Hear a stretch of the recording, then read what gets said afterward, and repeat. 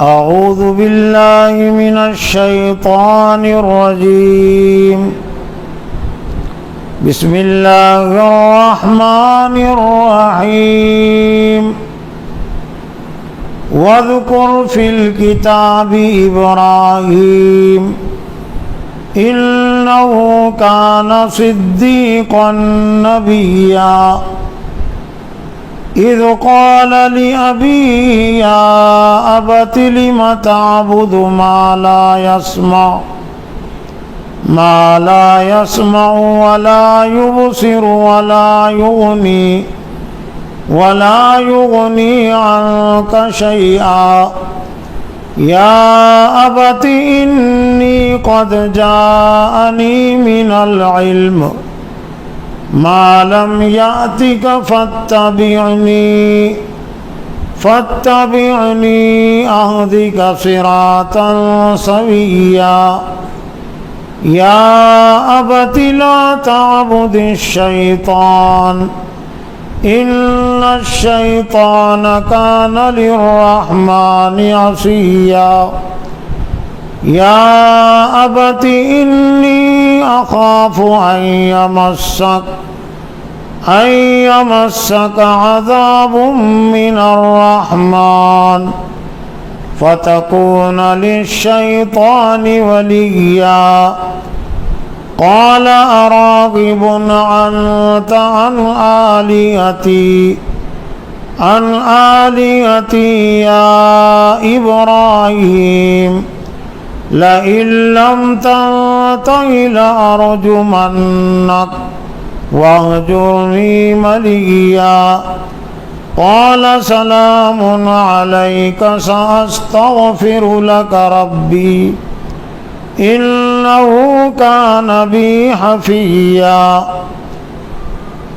وأعتزلكم وما تدعون من دون الله وأدعو ربي عسى ألا أكون بدعاء ربي شقيا فلما اعتزلهم وما يعبدون من دون الله وهبنا له إسحاق ويعقوب وكلا جعلنا نبيا ووهبنا لهم من رحمتنا وجعلنا لهم لسان صدق عليا صدق اللہ العظیم.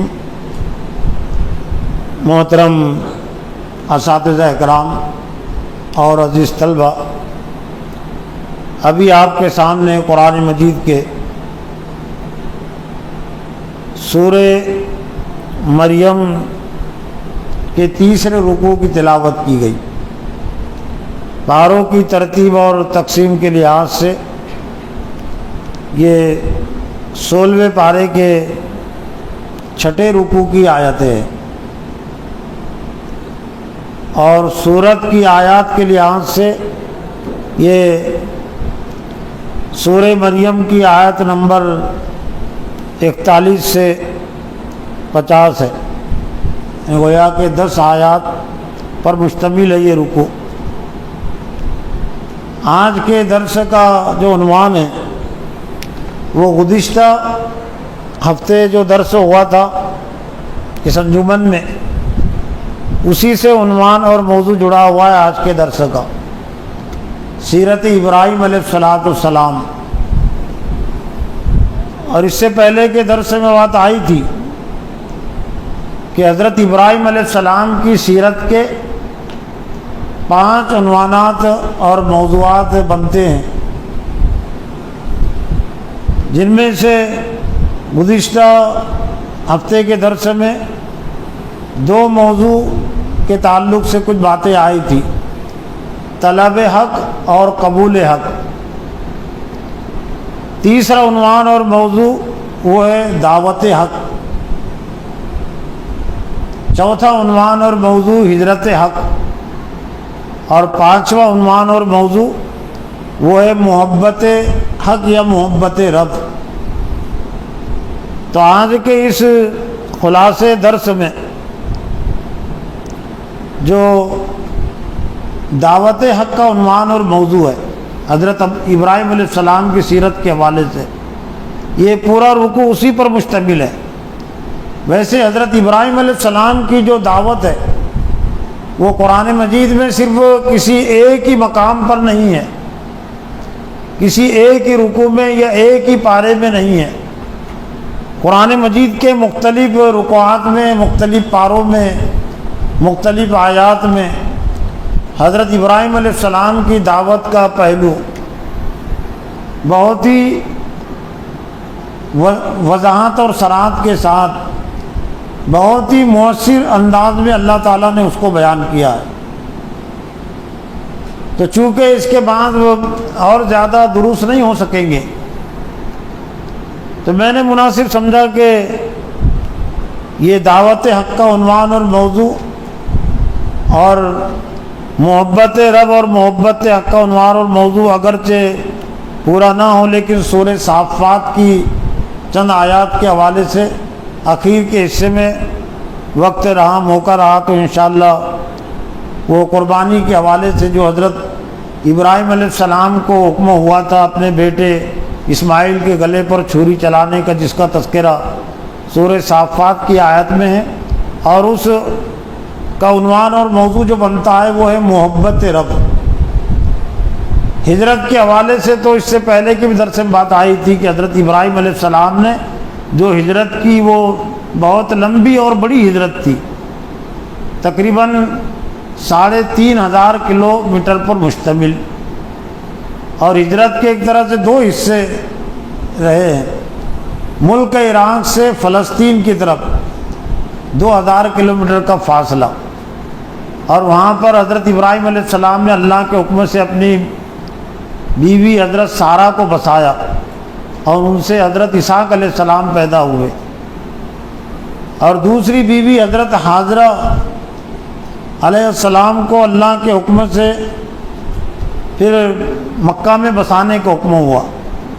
لیکن جس وقت بسانے کا حکم ہوتا اس موقع پر مکہ میں کوئی آبادی نہیں تھی، کوئی ہریالی نہیں تھی، غیر ذی زرع عند بیتک المحرم، جہاں کوئی آبادی نہیں، جہاں کوئی ہریالی نہیں، تو وہاں پر حضرت حاجرہ اور حضرت اسماعیل کو حضرت ابراہیم علیہ السلام نے بسایا تھا، اور پھر ان سے وہاں ایک طرح سے مرکز وجود میں آیا۔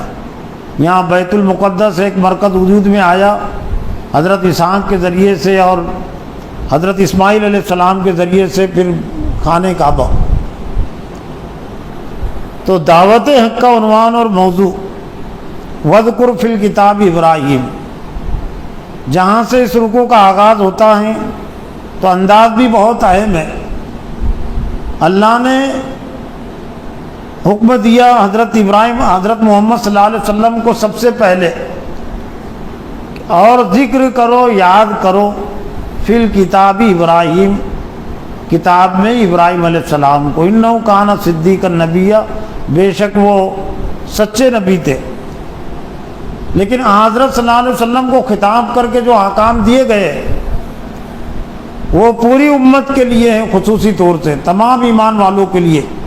تو گویا کہ ہم سب کے لیے بھی اس میں اللہ کا حکم ہے کہ ہم حضرت ابراہیم علیہ السلام کو یاد کریں، یاد رکھیں۔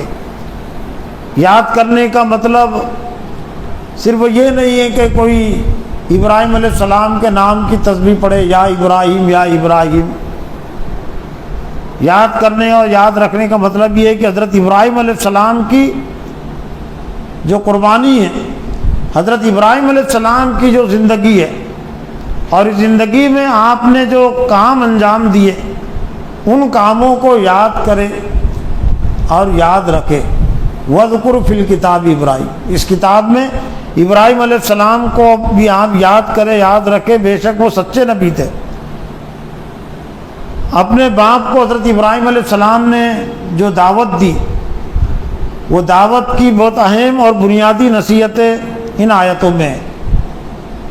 دعوت کے حوالے سے یہ بات بھی واضح ہوتی ہے کہ دعوت دین میں اللہ تعالیٰ نے اور اللہ کے نبیوں نے سوالات قائم کیے.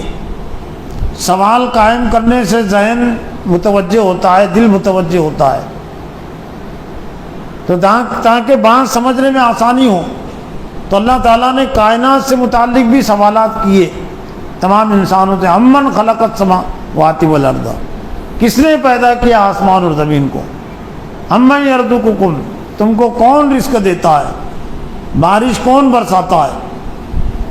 اور خاص طور سے جو چیزیں پوجی جاتی ہے، لوگ جن چیزوں کو معبود سمجھتے ہیں، ان سے متعلق اللہ نے سوالات قائم کیے. یہاں پر بھی حضرت ابراہیم علیہ السلام نے اپنے والد سے کچھ سوالات کیے. سوال کے انداز میں اپنی بات کو، اپنی دعوت کو حضرت ابراہیم علیہ السلام نے پیش کیا ہے. ابراہیم علیہ السلام نے اپنے باپ آذر سے کہا یا ابتی لما تعبد ما لا یسمع ولا یبصر.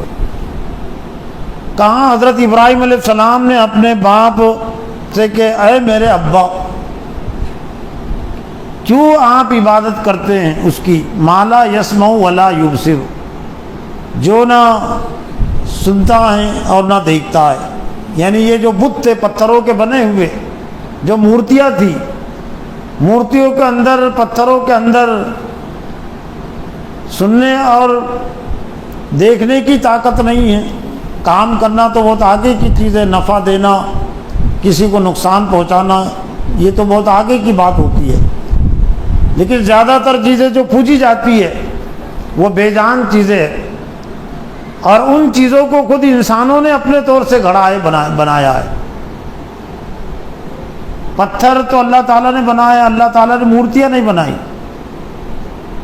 مورتیاں انسانوں نے بنائی ہے، انسانوں کی اپنے ہاتھ کی بنائی ہوئی ہے. تو اگر مورتیاں معبود اگر ہو سکتی ہے تو پھر جنہوں نے ان کو بنایا تو وہ زیادہ معبود ہونا چاہیے. لیکن وہ بنانے والے بھی ان کی پوجا پرستش کرتے ہیں.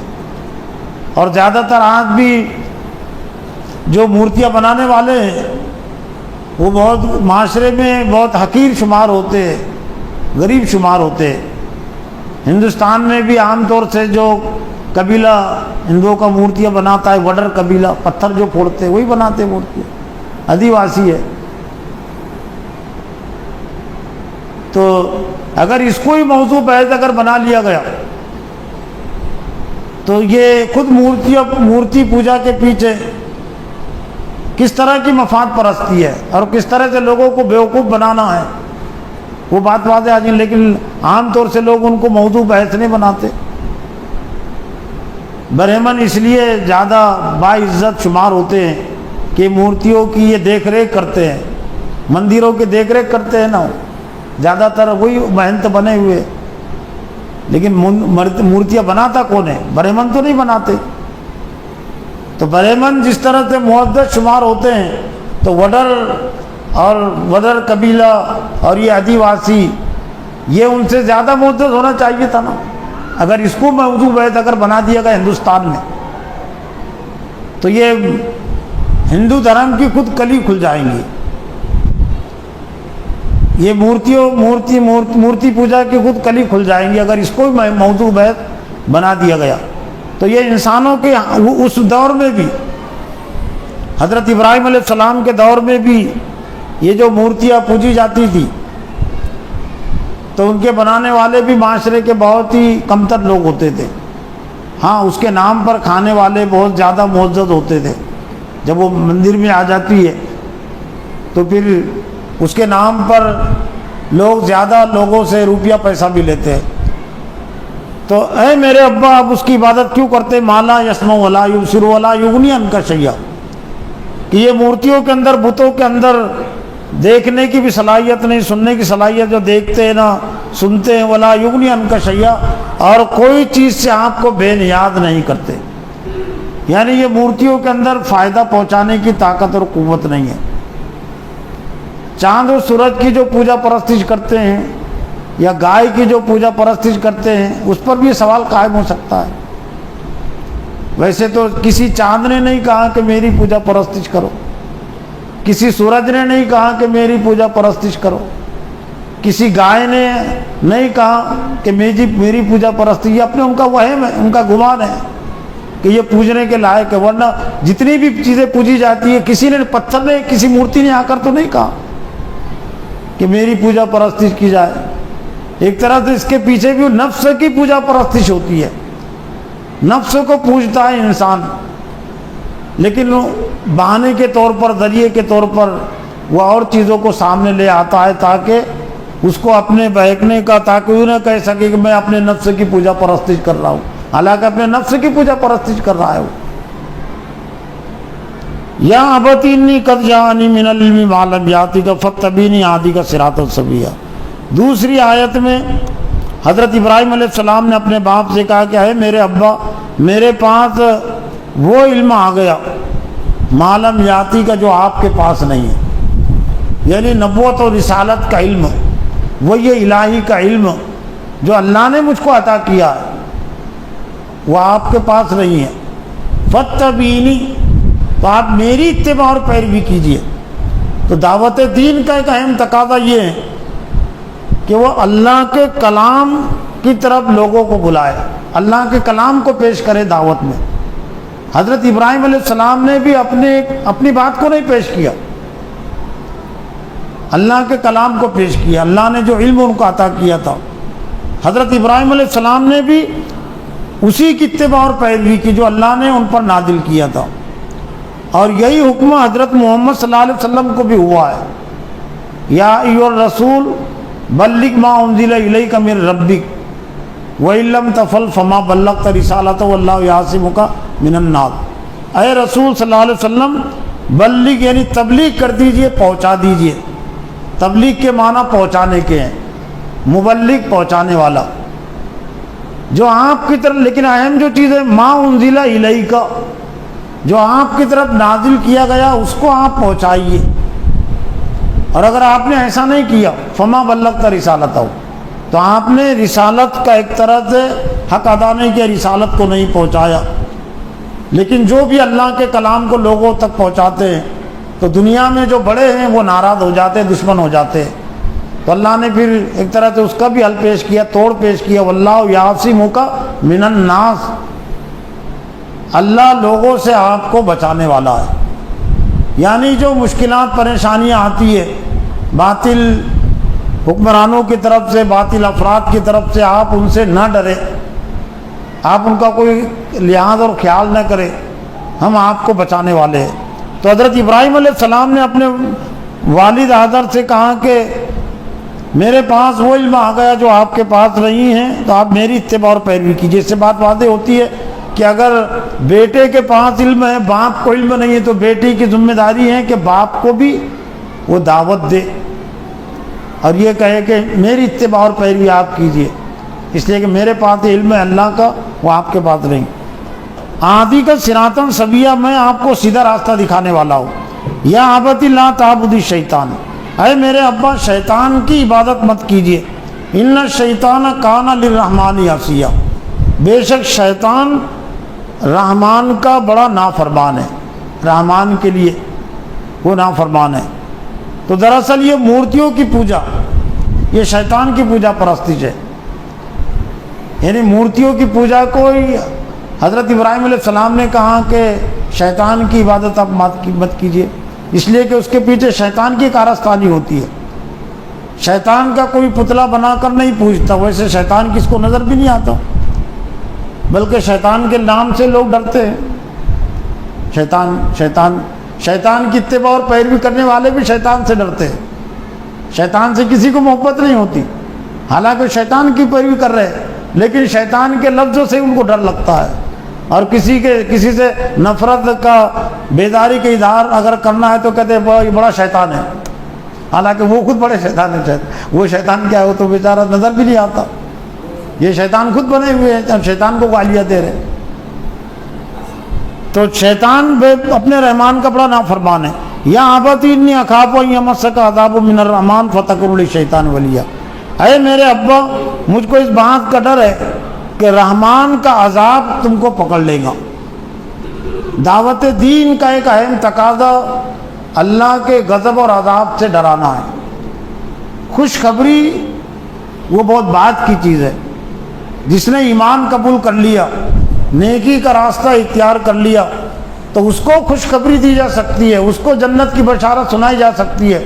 لیکن جنہوں نے اسلام قبول نہیں کیا، نیکی کا راستہ اختیار نہیں کیا، تو ان کو خوشخبری سنانا جائز نہیں ہے، اس لیے کہ ان کو خوشخبری سنائیں گے تو اور مطمئن ہو جائیں گے. اور آج زیادہ تر جو لوگ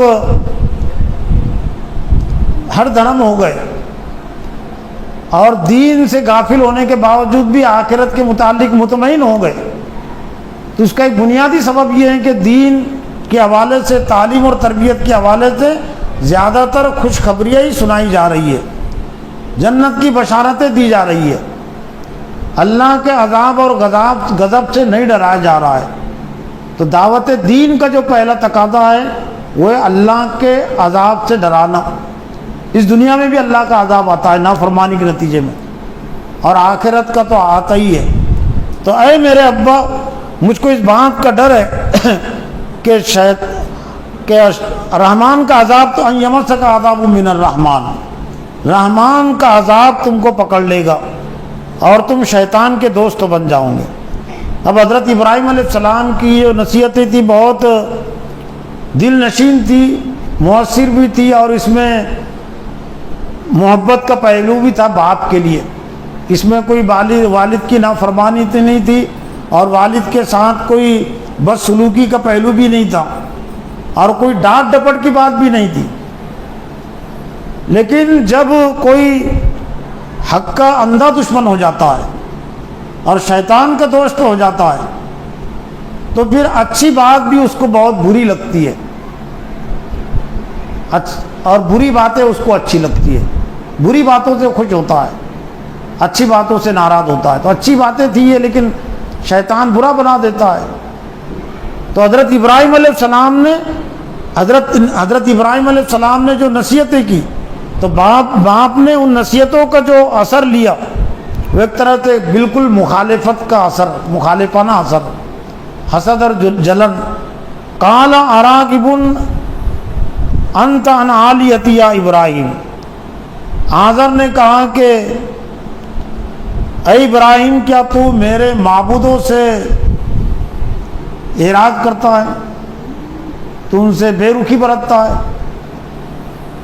لئن لم تنتہی لارجمنک واہجرنی ملیہ، اور اگر تو یہ باتیں کہنے سے باز نہیں آیا، انہیں تو دعوت دینے سے اگر باز نہیں آیا، نہیں رکا، تو میں تجھے سنسار کر دوں گا. لارجمنک، میں ضرور تجھے پتھروں سے، سنسار کہتے پتھروں سے مارنے کو، سنگ یعنی پتھر، ساری مارنا فارسی لفظ ہے سنگ باری. تو میں تجھے ضرور سنسار کر دوں گا، پتھروں سے ماروں گا. واہجرنی ملیہ، اور تو مجھ سے الگ ہو جا، مجھ سے جدا ہو جا. پتھر نے پتھروں سے مارنے کی دھمکی تو دی، لیکن دھمکی پر عمل کرنا اتنا آسان نہیں ہے. اللہ تعالیٰ کا جب تک کوئی فیصلہ نہ ہو، اہل حق کو اہل کافر اتنے ہی نقصان پہنچا سکتے ہیں جتنا اللہ تعالیٰ نے لکھا ہے. اللہ کی اجازت کے بغیر کوئی کسی کچھ نہیں کر سکتا. تو اللہ کی اجازت ہی نہیں تھی کہ حضرت ابراہیم علیہ السلام کو پتھر مار سکے. زیادہ سے زیادہ جو کیا وہ گھر سے نکال دیا باہر. وہ حضرت ابراہیم علیہ السلام نے باپ کی اس دھمکی کا کوئی برا اثر نہیں لیا. یہ بھی دعوت دین کا ایک اہم تقاضا ہے کہ اگر کوئی مارنے کی دھمکی دے، کوئی گالیاں دے، تو مارنے کی دھمکی کا جواب مارنے سے نہیں دیا جا سکتا. میں بھی تجھے ماروں گا. سلام قال سلام علیک ساستغفر لک ربی انہ کان بی حفیہ. حضرت ابراہیم علیہ السلام نے اپنے والد سے باپ نے گھر سے باہر نکال دیا کہ تو آپ یہاں گھر میں مت رہے، تو یہاں سے آپ نکل جاؤ. حضرت ابراہیم علیہ السلام نکل گئے، لیکن جاتے ہوئے انہوں نے اپنے باپ آزر سے کہا کہ تم پر سلام ہو، سلام علیک ساستغفر لک ربی انہ کان بی حفیہ. میں آپ کے لیے استغفار کرتا رہوں گا، یعنی اللہ سے مغفرت چاہتا رہوں گا. بے شک میرا رب میرے ساتھ بہت نرم ہے، اور حضرت ابراہیم علیہ السلام اپنے باپ کے لیے اس وقت تک استغفار کرتے رہے، معافی کی درخواست کرتے رہے، جب تک کہ اللہ تعالیٰ نے خود روک نہیں دیا، منع نہیں کر دیا، جس کا تذکرہ سورہ توبہ میں ہے۔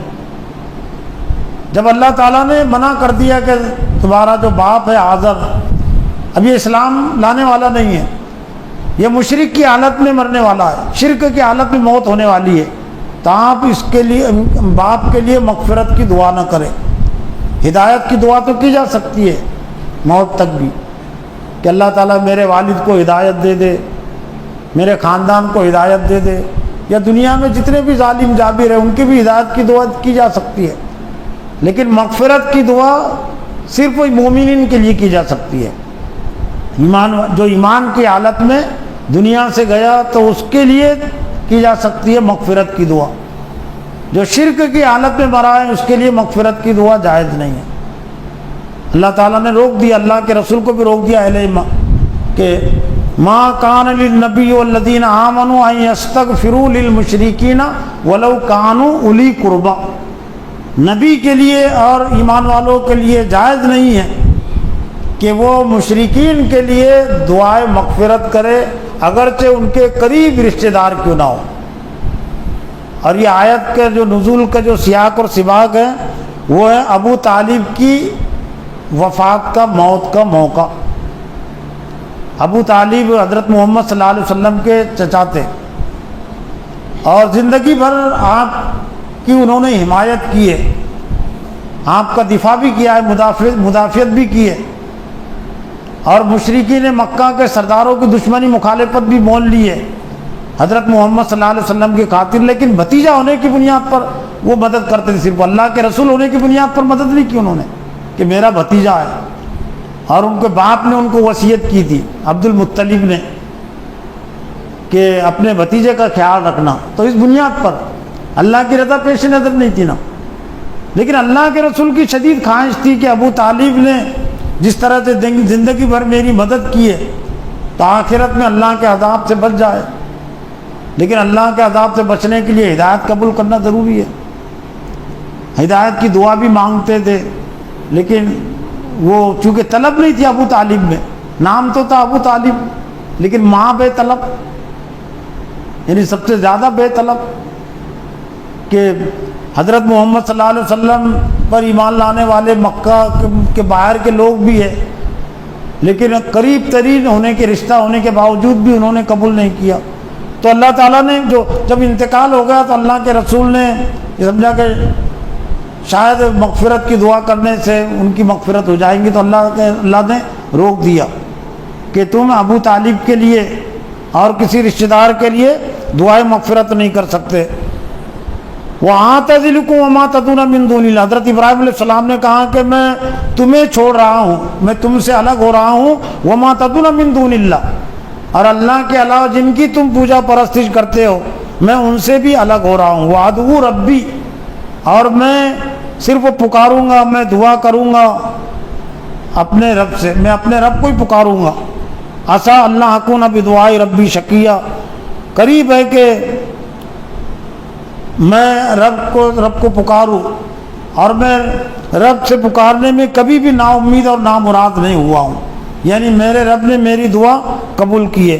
پھر اللہ نے حضرت ابراہیم علیہ السلام کو خوشخبری دی، فلما اعتزلهم وما يعبدون من دون الله وهبنا له اسحاق ويعقوب وكلا جعلنا نبيا، پس جب وہ ان سے الگ ہو گئے، دین اور ایمان کی خاطر انہوں نے باپ کو بھی چھوڑ دیا تھا، قوم کو چھوڑ دیا تھا، وطن کو چھوڑ دیا تھا، تو پھر اللہ تعالیٰ انعام بھی دیتا ہے اس دنیا میں ہر آزمائش کے ساتھ۔